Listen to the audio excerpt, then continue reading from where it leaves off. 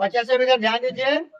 तो आपका जल एवं जल संसाधन, जो जल संसाधन है, क्लास 10 ज्योग्राफी चैप्टर 1 का ख, किताब सबके पास है ना जी? Yes sir. किताब निकाल दीजिए, उसको समझिएगा, पूरे चैप्टर को बढ़िया से आप लोग समझने का प्रयास कीजिए।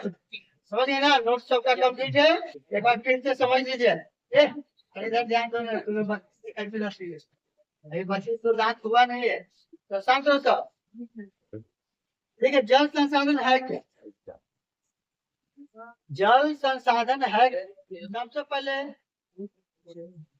वे सारी चीज, वे सारी वस्तु संसाधन होती है जो हमारी जरूरतों को क्या करते वो है। तो बताइए, जल हमारी जरूरतों को पूरा करता है कि नहीं करता? करता है। ध्यान दीजिएगा, पृथ्वी पर उपलब्ध सभी प्रकार के जल को संसाधन करते हैं।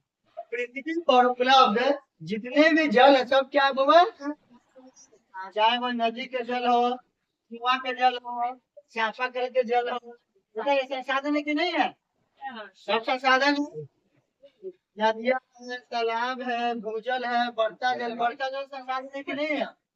समझिए ना, मतलब पृथ्वी पर जितने भी जल है जो जिस रूप में विद्वान है वो हमारे लिए क्या हुआ, साधन है।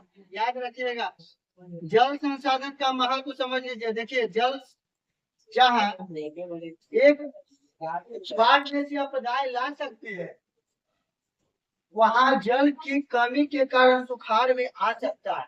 बताइए, जल के कारण बाढ़ भी आता है और सुखाड़ भी आता है। जल चाहे तो एक बड़ा सभ्यता का विकास भी कर सकता है। मैंने कल बताया था ना जी, जल जो है जितना भी हमारा प्राचीन सभ्यता है, जैसे मेसोपोटामिया हो गया, या फिर क्या हो गया, हड़प्पा सभ्यता हो गया, हड़प्पा सभ्यता, ये सब विकसित हुआ किसके किनारे बताइए?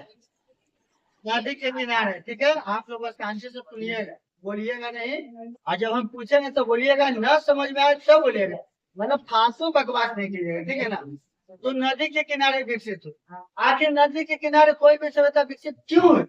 इससे हमको पता चल रहा है कि सभ्यता के विकास में भी जल का बहुत महत्वपूर्ण योगदान है, क्योंकि जल ही क्या है, जीवन है। ठीक है, विश्व के देखिए जीवन के लिए आवश्यक है, कृषि उद्योग के लिए आवश्यक है, बिजली उत्पादन में जल का बहुत क्या होता है, महत्वपूर्ण होता है। समझिए ना, उद्योगों में भी जल क्या है, मशीनों वगैरह को साफ करने के लिए उसका उपयोग किया जाता है। विश्व की अधिकांश सभ्यता जो है इसी के किनारे विकसित हुई थी, जल के किनारे, नदी के किनारे।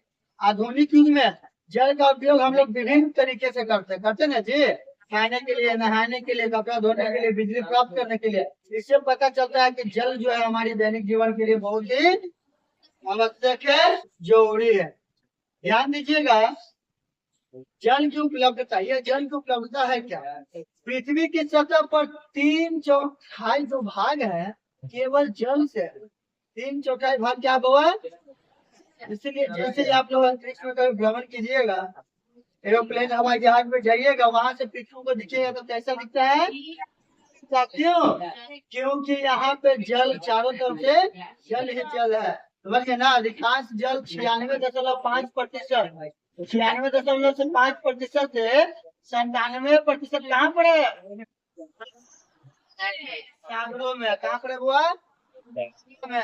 अब पीने योग्य मृत्यु जल कितना है, 1%, लगभग 2.1% जल आप लोग क्या कर सकते हैं, पी सकते हैं। तो